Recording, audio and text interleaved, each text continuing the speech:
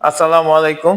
আমি সারোয়ার হোসেন, একজন food technologist. দীর্ঘ ১৩ বছর এই ফুড সেক্টরে আছি। আজকে আমাদের মাঝে এক ছোট ভাই আছেন, যিনি ফুড টেকনোলজিস্ট। তিনি বাংলাদেশের সুনামধন্য কিছু প্রতিষ্ঠানে দীর্ঘ ১১ বছর কাজ করেছেন কোয়ালিটি সেকশনে। তিনি আজকে আমাদের মাঝে কিছু গুরুত্বপূর্ণ টপিকস নিয়ে কথা বলবেন। সেই টপিকসগুলোর মধ্যে হলো যে আমরা ফুড ইন্ডাস্ট্রিতে বিভিন্ন রকমের খাবার, যেমন দুধ বা আদার্স, যে জুস, এই ধরনের খাবার খুব হাইজেনিক ওয়েতে মেনটেন করে ভোক্তার কাছে পৌঁছে দিই। আসলে যখন এটা বাসায় নিয়ে পুনরায় আবার ব্যবহার করে ভোক্তা খেতে যায়, তখন কিছু কন্টামিনেশন এর রিস্ক থাকে। সেই বিষয়গুলো সে আজকে আমাদের মাঝে মানে ক্লিয়ার করবেন। তা আমাদের মাঝে এখন আসতেছে আব্দুল কাদের, ফুড টেকনোলজিস্ট। ভাই, কিছু বলেন। হাই, আসসালামু আলাইকুম। তো আসলে বড় ভাই তো বললো যে আমরা ফুড টেকনোলজিস্টটা, আমরা যারা ফুড ইন্ডাস্ট্রিতে জব করতেছি, তো আমরা আসলে ফুড ইন্ডাস্ট্রিতে আমরা ফুড সেফটি শুরু করে মার্কেটে দিই।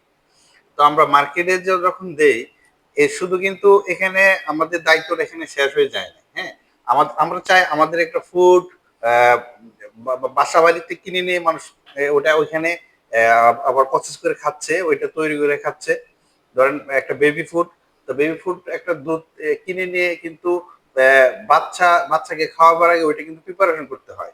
তো আমরা যদি ফুড ইন্ডাস্ট্রিতে খুব সেফটি একটা ফুড দিলাম, মার্কেটে চলে গেল, মার্কেট থেকে দোকান থেকে কিনে নিয়ে কোনো বাচ্চাকে খাওয়ালো, খাওয়ার পরে ওই বাচ্চাটা যদি অসুস্থ হয়ে যায়, তাহলে কিন্তু এটা কিন্তু আমাদেরও একটা দায়ভারের মধ্যে চলে আসে। তো সুতরাং আমরা ফুড দোকান থেকে কিনবো, প্লাস ওই আমরা যখন বাসায় ওইটা মেকিং করব বাচ্চাকে খাওয়াবার জন্য, তখন আমাদের সর্বোচ্চ হাইজিনটা মেনটেন করতে হবে।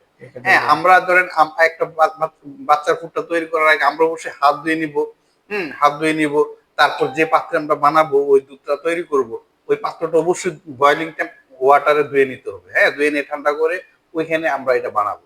তো পরিবেশটা যাতে মশা মাছি মাছি বা আদার্স কোনো জীবাণু এখানে আক্রমণ করতে না পারে, ফরেন পার্টিকেল না পড়ে, ওই দিকে আমাদের খেয়াল রাখতে হবে। হ্যাঁ, শুধু যে আমরা ফুড ইন্ডাস্ট্রিতে ফুড সেফটি ইনশিওর করবো, ওইটা তো করবো, প্লাস আপনারা যারা ফুড বাসায় দিয়ে খাওয়াবেন, ওইখানে যাতে ফুড সেফটিটা থাকে। হ্যাঁ, তো সুতরাং ফুডের নলেজ গুলা সবারই থাকা দরকার। ওকে ভাই, ভালো থাকেন। অন্যদিন অন্য একটা বিষয় নিয়ে আসবো। ওকে, আসসালাম আলাইকুম। জি, আব্দুল কাদের ভাইকে অসংখ্য ধন্যবাদ। তিনি তার মূল্যবান বক্তব্য আমাদের মাঝে অনেক কিছু শেয়ার করছেন। আসলে এটা খুবই গুরুত্বপূর্ণ একটা বিষয়, যে আমরা বাসায় খাবার নেওয়ার পর সেই খাবারটা রিপ্রসেস করে কিভাবে খাওয়াবো, কি তার জন্য যে হাইজিন গুলো মেনটেন করতে হয়, সুন্দরভাবে আমাদের মাঝে বলছেন।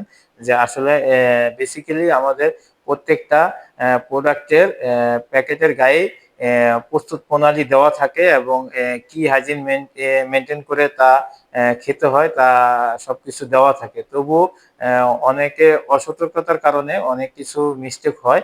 তাই আমরা এই বিষয়গুলো লক্ষ্য করব। সবাইকে অসংখ্য ধন্যবাদ আমাদের সাথে থাকার জন্য। আসসালামু আলাইকুম।